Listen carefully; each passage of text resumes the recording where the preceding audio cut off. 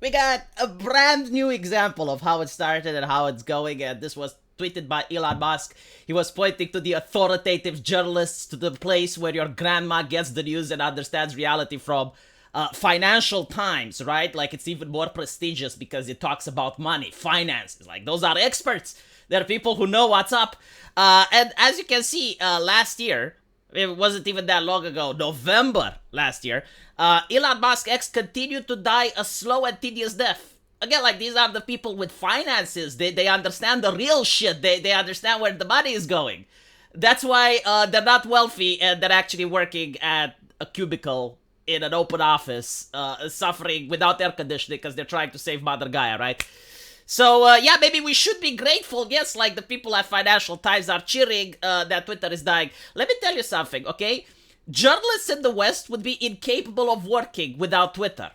They are glorified YouTubers. I'm not even kidding. Most of them don't even have reporters. They actually go online, they go on Facebook, they go on Twitter, they see what's up, and they report based on that and editorialize it. Okay, without Twitter, these people would be nothing, which is why it's amusing when you see like various countries like Canada, and I think it was even Australia, that wanted to get social media to pay a link tax to them.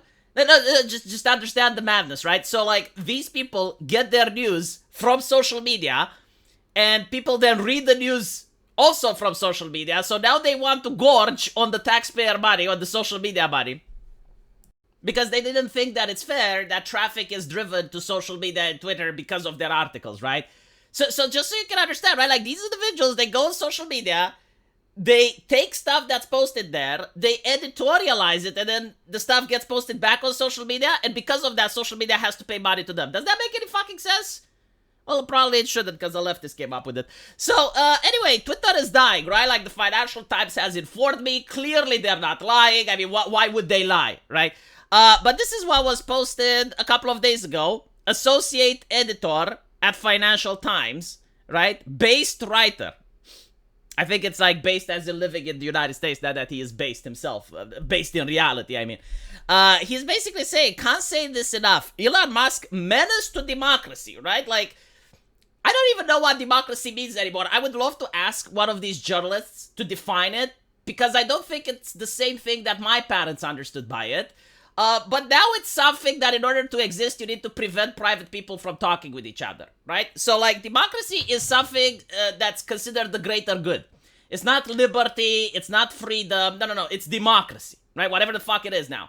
And in order to preserve it, you have to crack down on people. You need facial recognition scanning, you need digital IDs, you need CBDC, you need the banks to control every single type of finance that goes through. You need to make sure that people can't talk with each other without being supervised by AI or some terms of service. That is democracy. And the question is, like, why do we need it if this is democracy? And how exactly is it different than fascism or Nazism or any other type of social construct that we used to have in the past, right? Like, what exactly does democracy actually offer to the average citizen? Because I know what it offers to the politician. I know what it offers to the special interest group. But like, to me personally, how does it improve my lifestyle? Because every single day there's just new rules and regulations. It's like 10 more TOS added to Twitter. 100 more rules added. You know, like, you have people in the UK being arrested for stuff they post on Facebook, which again is allegedly to support democracy. So like, just how much is needed to support democracy? That would be my first question. Like how many things that our parents didn't have to deal with, but we have to deal with now in order to support democracy? How much is needed? Two, what exactly is democracy? And three, how does it improve the life of the average citizen? The happiness index, the welfare, right? Like, all these things. Because we need to have, like, an honest conversation at some point, because I think democracy used to mean something back in the day, but now it means something differently. Even though it's the same word, the definition for that word may have changed. So anyway, the reason that you have this stuff, right? Like, the reason that you have articles being written, or the people who write those articles are contradicting each other within a couple of weeks, can be explained if you actually understand how the press works, right? Like, if you actually believe that the press are just random people that are trained specialists to go around the world, see what's happening, and then explain it to you, then you're wrong, okay? Like you live in the fantasy land. You live with cartoons with Clark Kent and Lois Lane, right? Like, that's fiction. The media, and when they call the media, they refer specifically to multi-billion-dollar corporations, right? So the establishment. They do not hire individual thinkers. They do not care for individual thinkers. They care for propaganda pushers, right? So now when you look at the media as the arm of the government, the PR arm of the government, if the government is a corporation, this is the PR team. And the PR team has to make the establishment look good. Now, the government, when you say the government, is like an expansive term, right? So, like, you can have the opposition, you can have the people in power. So, when referring to the people in power, right, like the ideology of the people in power, the media is their PR team. Their job is to make them look good. It's not to report on the facts. It's not to make money. It's not to be profitable. It's just to make those people look good. Now, obviously, there's a little bit of dissent here and there. You know, like you have some of the PR teams belonging to like a specific politician, or you have like some PR teams belonging to another. But all in all, this is the main purpose of the mainstream media. And sometimes they publish some funny articles to get you addicted to read them, right? Like it used to be like, here's, I fucking love science. And you read something about like how cats twist in midair to fall on their feet. And stuff like that, like articles that aren't political in nature just to get you to read the publication. But all in all, like what the media does is two things. Number one, puff pieces, where they try to make someone look good. And number two, slander pieces, where they try to make someone look bad. Like how many times did it not happen to you that you have like a person in the mainstream media that you've never heard of before, you don't even care about the guy, and the media is like, okay, this is why you need to hate the guy. Like this is what he posted 10 years ago on Twitter. This is what racismus looks like and shit like that.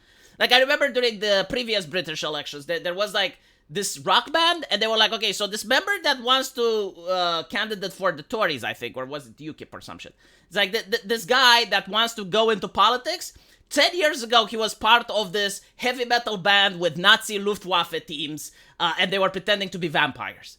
And they were acting like incredibly outraged as this is not a LARP, but like an actual thing, right? So like these types of articles, it's like, here's a person you've never known about, here's a person you don't care about, and this is why you should hate them. This is what the media does all the fucking time, right? So with this mindset, now it makes sense. Because what the establishment fears the most, the one thing that absolutely terrifies them, is the possibility of losing their seats. The possibility of the individual that has his fat ass in the seat to be told that from tomorrow he's no longer a politician. That scares the living shit out of them. That is their biggest concern. So, in order to keep their seats, the most important thing is to prevent people from talking with each other. Because people already talked, they already agreed that the guy should be in the seat, so if the situation stays the same, then he maintains the seat. If people talk with each other, they may be dissatisfied, they may have grievances, they may talk and say, well, maybe this guy that we selected isn't the best guy, maybe we should select someone else, right? So they do not want people to talk with each other. So a platform like Twitter should exist, but it should be controlled. It should be like people from the PR team getting in and making sure that they suppress news about laptops and shit while promoting other news about Russian collusion and stuff, right? So the moment that stopped, the moment you have Musk taking over, it's not that they care about Musk or not. It's the fact that their PR team was getting fired. Then they publish articles saying, well, it's a platform that's dying. Why did they publish this? Well, in order to convince more people to look for alternatives. And it's also in order to convince advertisers that it's not worthy advertising on Twitter. Right? It's a dying platform. Why would you spend money on it? So this was like last year. Now, because of UK, they realized that this wasn't working. Like, they didn't manage to convince people with this shit. Now they're trying a different approach. Now, like, look, Twitter is insanely dangerous for this thing we call democracy. It's incredibly dangerous because people talk with each other. We need to regulate it. Right? So, like, if we can't get it to stop existing, we need to regulate it. And who's going to do the regulations? Well, the people in power right now, right? Like, the establishment. And they're going to come up with various ambiguous stuff. It's like, oh, offensive things, hate speech, blah, blah, blah. You know, like stuff that's ambiguous enough so that if you're a politician or an activist on the side of the establishment, you can say as many offensive things you want. And when people report you, they're like, well, I mean, it doesn't seem that offensive to me. It's just a joke. Grow up. Why are you upset? But when someone against the establishment posts a meme, well, that gets taken down because, I mean, that's grossly offensive, right? So this is why this is happening. It's not, if you're trying to understand the world that these are individuals that are paid to think for themselves and come up with their own understanding, right, then you'd have like different journalists at the same publications disagreeing with each other.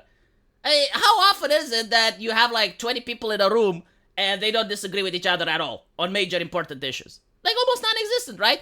But for some reason, when you look at the Financial Times and CNN and shit, they all agree, even when they're wrong. And you can tell that they're wrong because enough time passes and you look back and you're like, okay, but like what they posted there was false. Like they told me to invest in this stock and it ended up that this stock collapsed. No one apologizes, no one says anything, it's, just crickets. So, how likely is it that everyone can be wrong, no one apologizes, that they don't get called out, it's not that they're bad at their job, it's just like we're moving on, no accountability, no nothing. So anyway, I hope this provided a little bit better understanding, and let me know what you think. I'll see you in the comment section. Take care.